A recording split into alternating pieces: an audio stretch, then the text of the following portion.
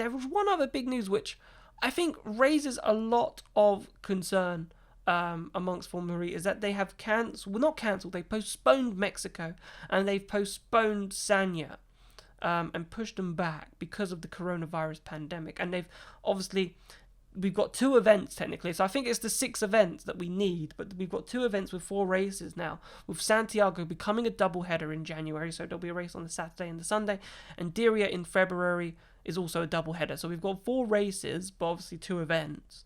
But how concerning is it that, Germany's gone into a national lockdown, France has gone into a national lockdown.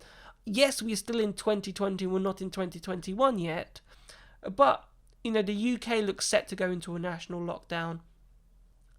Come May, springtime, when we should be heading to Europe, when we should be heading to Rome, when we should be heading to Paris in May, and then London again in June, in the summer. Is it concerning that these countries still haven't got on top of coronavirus? And when do you think, Formula E have got to make a decision where, well, we're not going to race here. We need to look at some open circuits, some traditional racing circuits, and finish our season for the first time using actual racing circuits? I think they need to be flexible, and it's something that Formula E have always done. Obviously, with the COVID, it's impossible to say how well or how badly things are going to go in terms of dealing with COVID-19 over the winter and through spring in 2021. So I think committing to Santiago, I think Santiago and Diriyah are probably the 2 important ones to commit to, because Santiago will have paid a lot to be the first FIA World Championship Formula E race, and then Diriyah have paid a lot because they're on a 10-year contract, I guess. And so those are the 2 important ones, whereas Mexico and Sanya have decided, it's better if we delay. I think Diriyah were talking about having, earlier at least, they were talking about having fans visit on site, which I kind of hope they don't do, especially given the way things are going at the moment.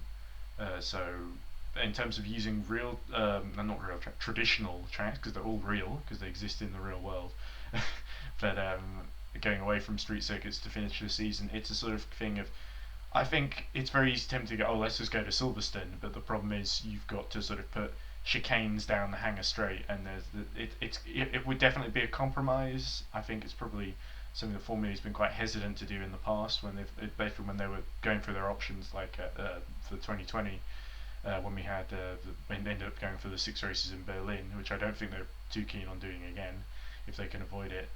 So I think it's a case of they have to adapt to the situation. If that means traditional circuits and that need modifications, of course, then so be it. Yeah, I think it's going to be difficult because you can't just turn up, for example, to Paris, right? Who let's say still in a lockdown or coming out of a lockdown or still have high cases, and you can't go to the shops, but you can stage a Formula E race and prepare a Formula E race. I just don't personally. I'm not sure if that sends the right message, that you're going into city centres, whereas, people like Formula 1 and WEC, MotoGP, they've all, proven that we can still go racing on circuits and do have really good coronavirus testing programs and, do their races. But obviously Formula E would have to modify those tracks. They'd have to, organise it. It's another season where Formula E potentially don't make any money, because you wouldn't be charging Silverstone, you wouldn't be charging Portimao, you wouldn't be charging Estoril, you wouldn't be charging Valencia to host a race. You're like, can you help us out by hosting a race? And, that ticket sales, the hosting fees that Formula E would get from staging these races, they don't get, and obviously they missed it out last season as well from places like Korea and so forth. So it's a catch-22 for Formula E, because it is going to could put them in some financial mishaps. Obviously they've got good deals and they've got good sponsorship brands, but that can only go so far. It's so important to have that money coming in from the racetracks as well. Well, Formula E hasn't been afraid to operate at a loss if it a year before, when they say, we'll invest in the locations that we want. So I think they'll find a way to cope in terms of the message that it sends, I agree that Formula E needs to be careful that we don't want to have kind of Formula E bubble where everyone's having a massively fun, good time, and then just over in the houses opposite, literally, you've got people dying of a virus. I think that would look really bad. So Formula E needs to be really careful of the optics on that front.